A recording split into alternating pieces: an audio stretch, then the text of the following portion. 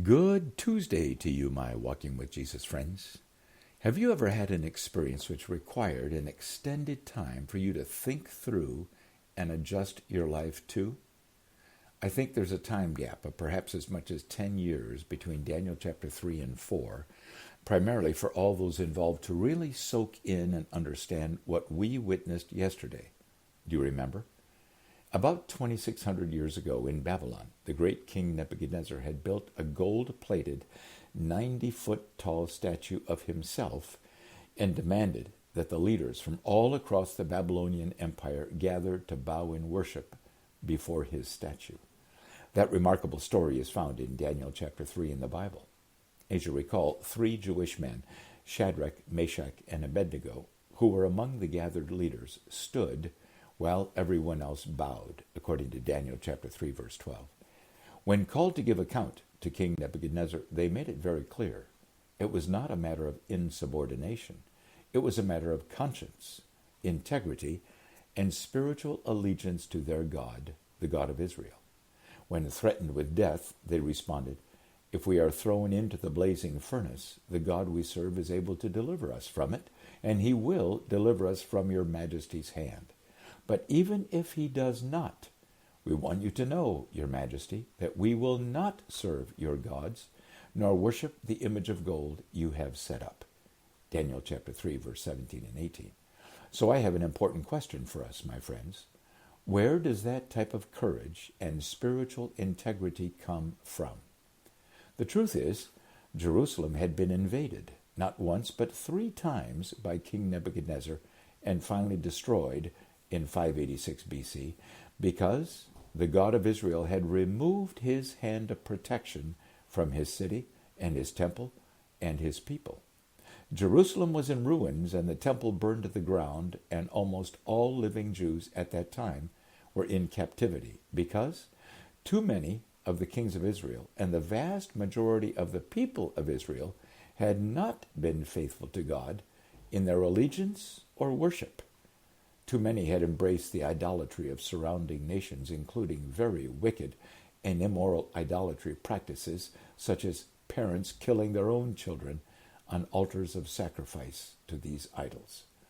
Despite the warning messages from prophets like Isaiah and Jeremiah, the Jewish kings and people had turned their backs on the God of Israel and suffered the disgrace of being conquered by Nebuchadnezzar's armies. For that reason, King Nebuchadnezzar was stunned at the confident, courageous, bold statements of these 3 Jewish captives in their total reliance upon the same God of Israel that so many other Jews had abandoned. It raises a key question for us today, my friends. How do you measure your confidence in God and his trustworthiness, his reliability, his sovereignty, especially when you are facing very difficult circumstances?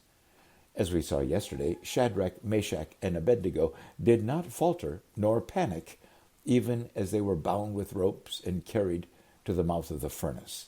No evidence of pleading for mercy, no angry cries of hatred.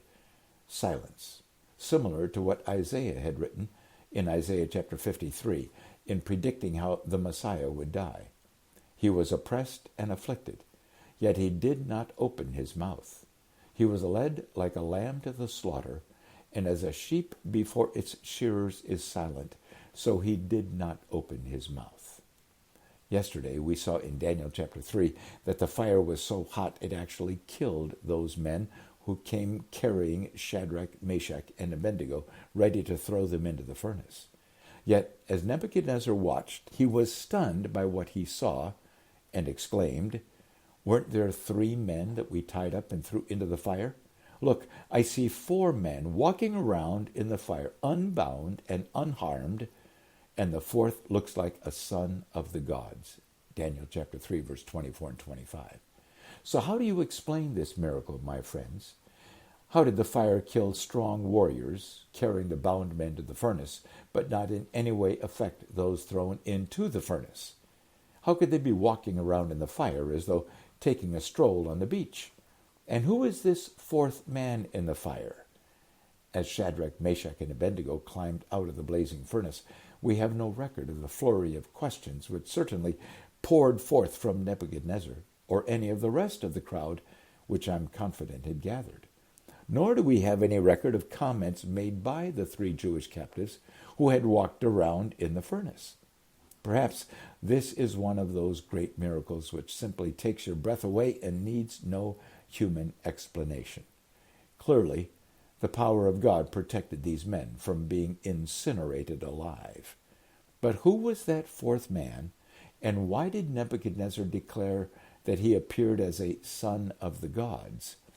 Was it perhaps the same man that appeared to John the Apostle in the vision that we have recorded as the Revelation? We have no biblical explanation. We do have several Old Testament appearances of angels, and perhaps this was an angel sent by God to encourage his 3 faithful servants and demonstrate God's power in the fire. Many Bible scholars believe this 4th person in the furnace was an Old Testament appearance of God the Son, who was about 580 years later born in Bethlehem and laid in a manger and named Jesus. Remember Luke chapter 2?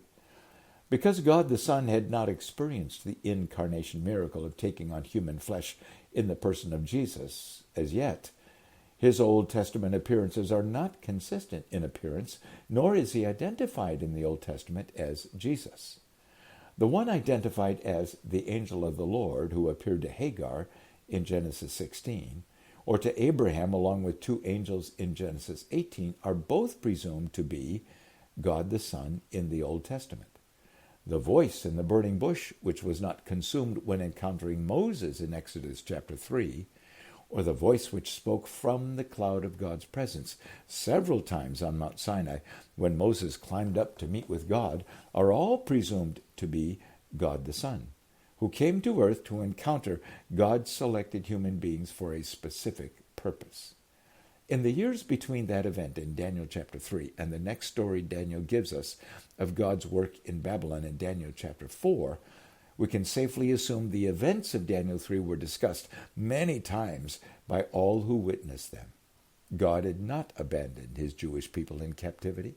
Ezekiel was God's spokesman, bringing the captives God's messages for several decades, while Daniel and his 3 friends were positioned by God in the most important offices in Babylon for the purpose of helping the most powerful men in the world understand God and God's messages to them. King Nebuchadnezzar concluded his powerful declaration after the furnace miracle with these words, "No other God can save in this way." Daniel chapter 3, verse 29. Can you echo those words as your confident declaration of truth, my friends? Do you base your declaration upon personal experience with God's mighty power in your life? Aren't you glad Daniel made sure he recorded in great detail this remarkable world-changing event, which for 26 centuries has been a favorite, truthful story which parents and grandparents have passed along to their children, inviting them to believe in God? Do you have some stories about your experiences with God that you've written down for your descendants? Maybe that would be a good thing for you to do right now. And perhaps this worship song will help you remember some of your God experiences.